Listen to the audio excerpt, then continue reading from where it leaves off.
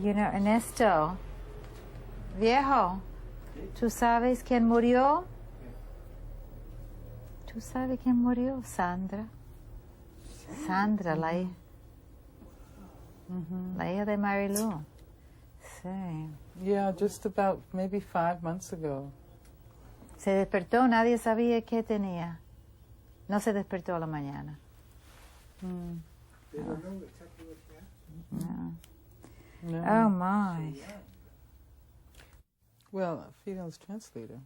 Oh, Juanita. Juanita, Oh, yes. she's still there. She's wonderful. Yeah, she was my translator when I came to write my autobiography and went down to Santiago. Yeah. And she stayed with me the whole time there. She's good. Yeah, she's a very good she's translator. excellent.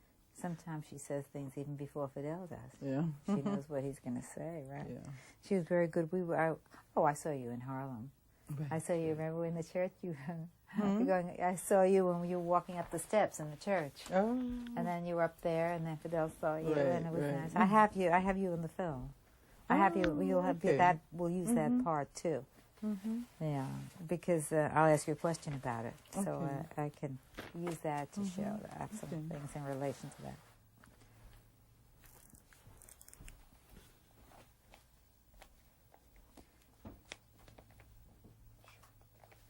Okay. Angela, why don't we just begin?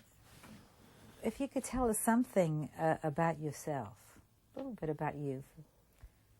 What's it going to be for other countries? What? Well, right now I'm teaching. Name is, we'll say, my name. Start off with your name. Okay, my name is Angela Davis, and at the present I teach in a doctoral program at the University of California, Santa Cruz. The name of the program is History of Consciousness. I'm also involved in a number of organizations, such as the National Black Women's Health Project, the Committees of Correspondence. I work with a number of women of color organizations, and over the years, because of my relationship with Cuba, which dates back to 1969, when I first visited Cuba to cut cane and participate in the campaign for 10 million tons of sugar. Since that period, I have been involved in various ways in efforts to generate solidarity for Cuba. What relationship do you have to Cuba after that?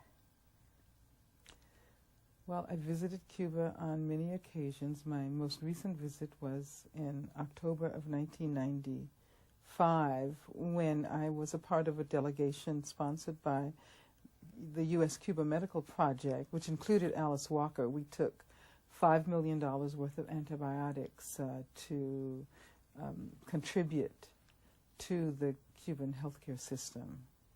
And what was that like? Did you meet Fidel then? Yes, we had a very wonderful meeting with Fidel, and I had not actually visited Cuba for many years. I was absolutely astonished to discover that Fidel looked very much the same as I remembered him, and of course his enthusiasm was as intense as ever. His interests in international events and U.S. politics was extremely impressive. And of course, as always, he could explain to us anything about Cuba we wanted to know, regardless of whether it was in relation to the healthcare system or the university system or whatever. It was a wonderful meeting. And Alice Walker said that when he saw you, he really glowed. What was that like? Did he give you a special greeting? Well, he made reference to some of the times we had spent together many years ago, 20 years ago, more than 20 years ago, and the conversations that we had. And he said he missed those conversations, and I said I missed them as well. And I felt a bit embarrassed that it had taken me so long to return to Cuba. And what are your ties to Cuba and to Fidel? Why? The first time I visited Cuba, The phone rang. Okay. and it's a serious ring too. Oh, it's the package. Yeah. Okay.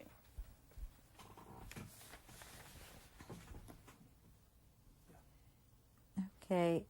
What do we leave off at? Or what are your relations Okay. with Cuba? How, what? Well, I visited Cuba for the first time in 1969.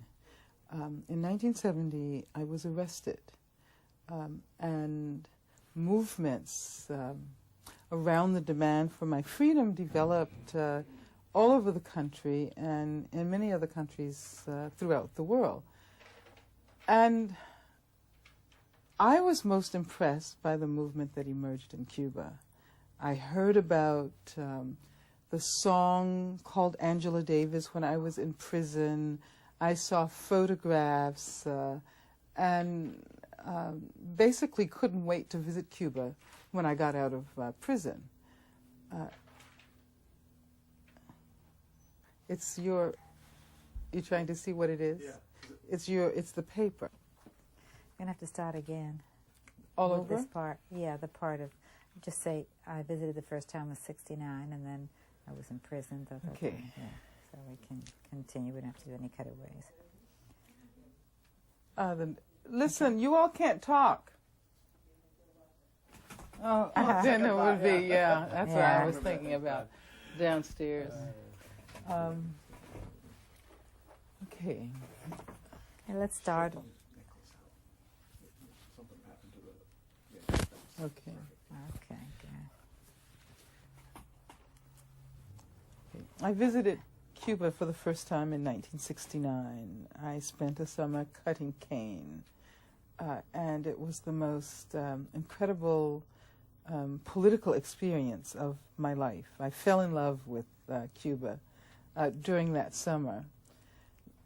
The next year, in 1970, I was arrested and charged with murder, kidnapping, and conspiracy in connection with the Marin County prisoner revolt. As a response to the fact that I had been arrested and rendered a political prisoner, movements developed, first of all, of course, in this country, but then throughout the world. There was a vast movement that developed in Cuba. I heard about it. I received pictures. I heard about the song that had been written about me. So basically, I couldn't wait to get out of jail in order to visit Cuba again. And in the fall of 1972, I can remember arriving at the airport. It was a Marti airport.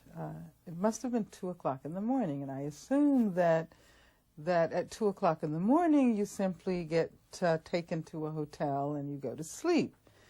Besides, I was totally exhausted. We had flown from Europe.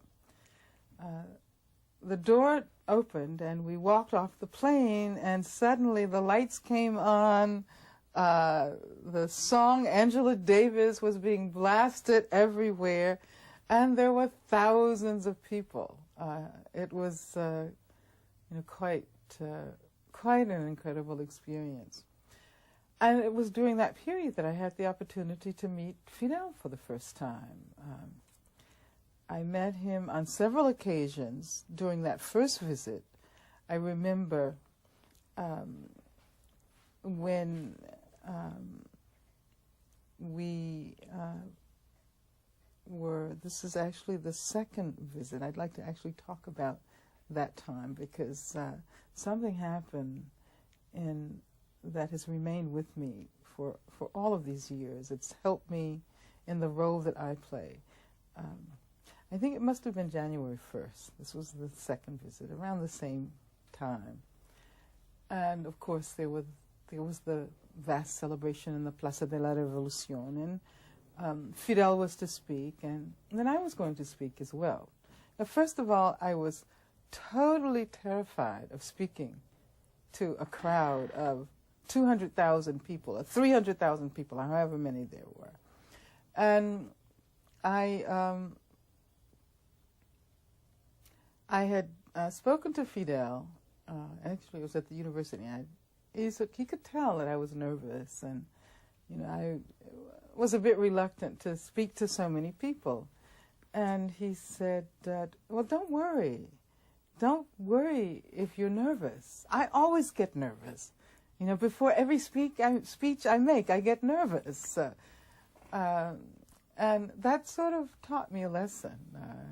I continue to get nervous every time I speak, and I continue to think about Fidel whenever I get nervous. And of course, I remembered the slogan that emerged out of a speech that he gave: "Turn adversity into triumph, turn a defeat into a victory." This was after the 10 million ton campaign did not quite succeed. So those things have remained with me, all of my life. Was Fidel Castro what you thought he would be like? No, he wasn't. As a young revolutionary, Fidel and Che, Camilo Cienfuegos, these were my models. These were the people I wanted to emulate. And so, of course, I turned them into these figures, these icons that were not human. So I guess what impressed me most about Fidel when I met him for the first time was how deeply human he is. His sense of humor, his casualness, his informality, and at the same time his total sense of confidence in himself. I remember, once I marched with him in a demonstration. It was when the July 26th celebration was held in Santiago, I think. Anyway, we marched in the demonstration together, and I asked him a question as we were marching about the period when they were all in Mexico before the Granma left for Cuba. So he started to tell me the story. And it was so incredible, reliving, all of those years. Thelma was there, and she was saying, "Oh, I wish I had a tape recorder, because he said things that I've never heard," in order to sort of document it, for the history of the revolution. But I was, I think, and have been and remain impressed by Fidel's very profound humanity, by his deep concern, not only by his ability to develop the kinds of strategies that that have guaranteed that Cuba has the best healthcare system in the entire area, and in many respects much better than the U.S. Not only to provide housing for people, but also to feel very deeply to what other people are experiencing. And I don't think I quite expected that. Some people said that Fidel is like a Christian, his Christian faith. Well, of course, it depends on how you interpret Christianity. I can give you the names of some people who have been able to use Christianity very progressively and very productively. Dr. Martin Luther King, for example. I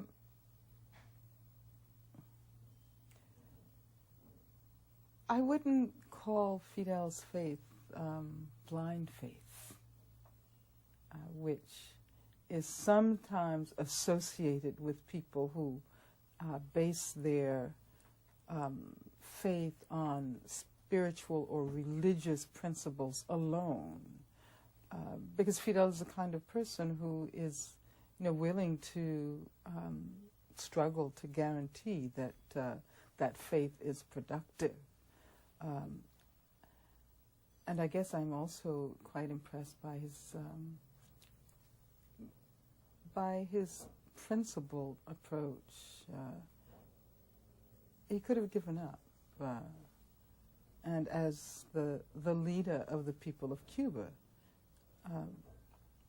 the possibility of socialism in the world could have been eradicated.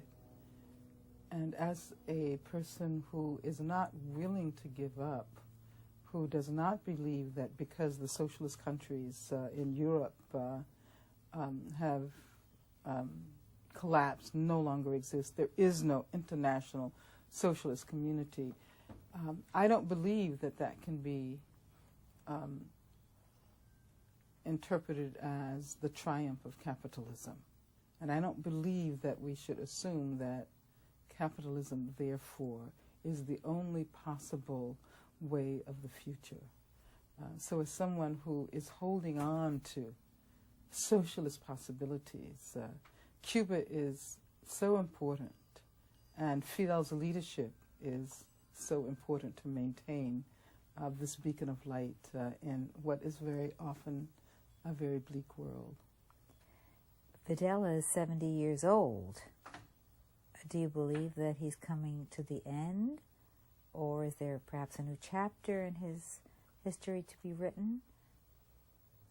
Yeah, it's hard to believe that Fidel is 70.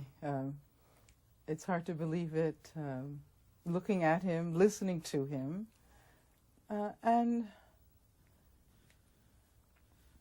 I think that he's giving the kind of leadership that's necessary, particularly now, during the restructuring in Cuba, during the economic restructuring, that will hopefully guarantee that the socialist vision upon which Cuba was developed is going to remain for many, many years to come.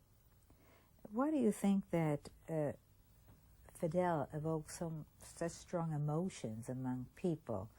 Some are very against him, and others love him, and others just respect him, whatever. Why is it that he produces these kind of feelings?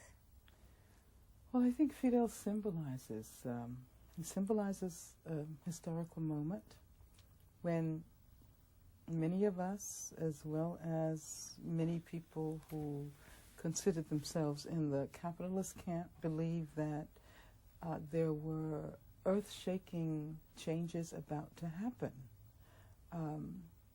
And Fidel's ability to give expression to those historical changes allowed him to emerge as the sort of representative of the possibility of third world countries moving away from the capitalist orbit toward a different kind of future, toward a socialist future. And I think that people are still afraid of that now. In the 1990s, with the collapse of international socialism, there's still those who fear that capitalism might not survive.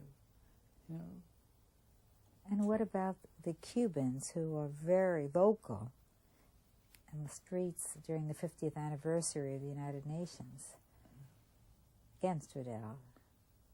What is that coming from? Well, there certainly are Cubans in the U.S. Who are very much opposed to Fidel.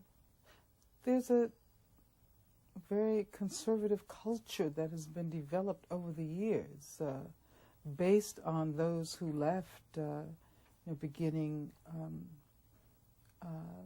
in the very beginning of the revolutionary era. Now, what interests me most is not those who are out there screaming expletives at Fidel and at those of us who continue to support Cuba, but the fact that there are young Cubans, young Cuban Americans, the sons and daughters, the grandsons and granddaughters of these people who came over in 1960, 1961, 1962, who are very excited about Cuba and who don't, want to continue, that tradition, who want to visit Cuba, who are very open to socialist ideas. It might be that those were the people who were most visible and most vocal.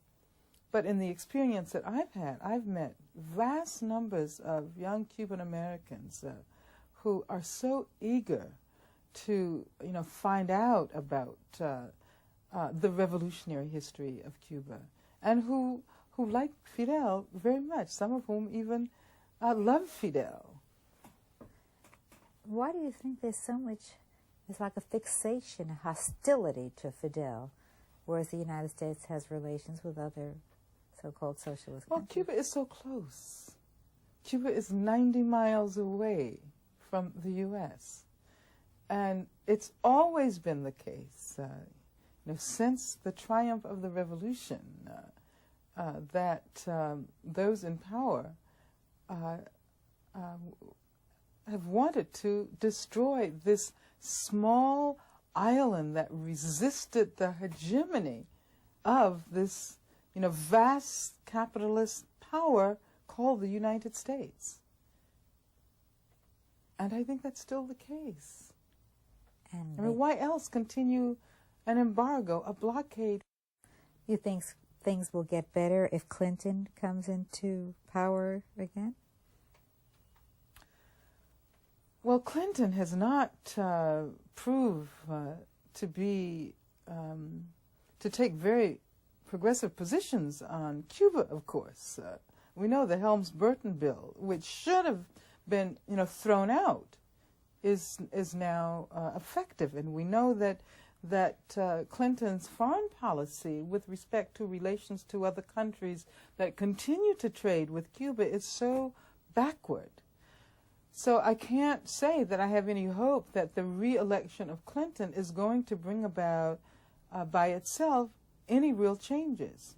What I do believe is that we have to rely on our organizing abilities. I do believe that it might be possible to pressure Clinton to a greater extent than it would be possible to pressure a man like Dole. And therefore, this is a period, I think, in which all people who consider themselves friends of Cuba, all people who recognize that this embargo it's irrational, it's insane. The U.S. has economic relations with Vietnam now. Why not Cuba? So I believe that it's up to individuals and organizations and churches and all of us who feel strongly about this. We need to come together and create some kind of united movement to once and for all bring down the blockade. Angela, you were present, were you not, when Fidel spoke in the Harlem church? When I visited Cuba last October and spoke to Fidel, and he indicated that he was considering participating in the 50th anniversary celebrations, he said that if he came to New York, he would definitely visit Harlem.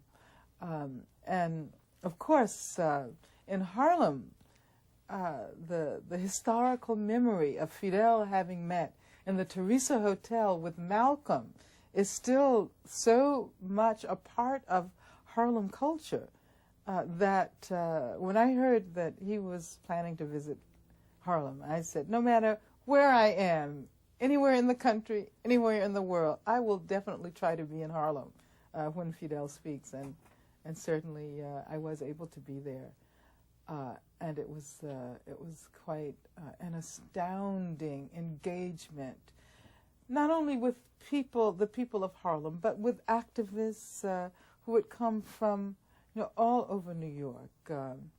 It was one of those moments that made so many of us feel that there really was hope, and particularly considering the extent to which the left is falling apart in this country.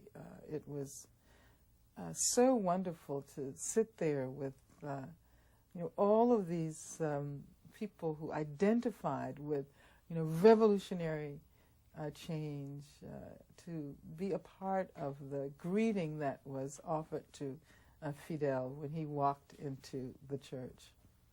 And there were quite a few dignitaries there. There was Rangel, right? Oh, absolutely. You, Yes. you were standing next Charlie to... Rangel was there.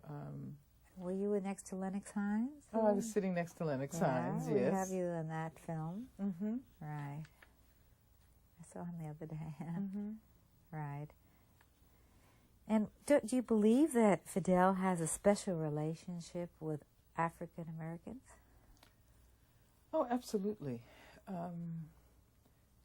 The struggle against racism here in the U.S. has, in a very profound sense, been nurtured by the struggle against racism in Cuba. Most veteran activists can talk about Cuba in ways that evoke the sort of first acts of the that followed the triumph of the revolution, the end of segregation that had prevailed under the regime of Batista, Fidel's way of talking about the African roots of Cuban culture. I can never forget being very impressed by discussions we had very early on in Cuba, and hearing, Fidel say that, there really isn't, you really can't talk about Afro-Cubans, because as a matter of fact, all Cubans have an African heritage, because Cuban culture is a culture that very much emerges, out of African culture. So both in terms of, cultural analyses and in terms of the political measures that were taken to guarantee an end to legal discrimination,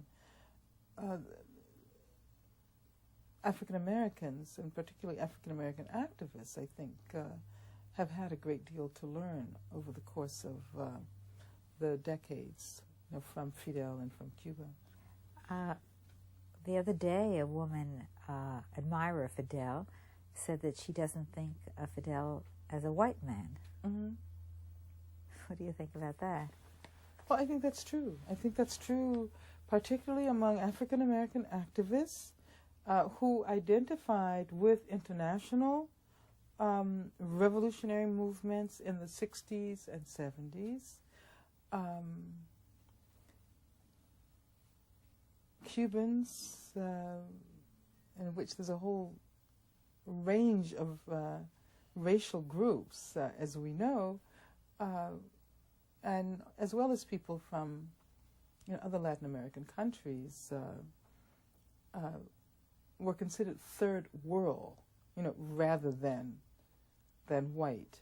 But I think the fact that this woman might have said that Fidel is not a white man, that had more to do with the political stance against racism within Cuba, the role that Cuba has played in challenging the worst kind of racist repression here in the U.S. I can never forget how impressed I was by the fact that that ordinary Cubans often knew far more about what was happening in the United States when it came to, political prisoners, when it came to campaigns that organizations like SNCC were organizing, than most people in the U.S. So I think there are political reasons why this person argued that Fidel is not a white man. I don't consider Fidel a white man either. But that is, of course, there's a kind of political construction of whiteness that would relieve Fidel of that categorization.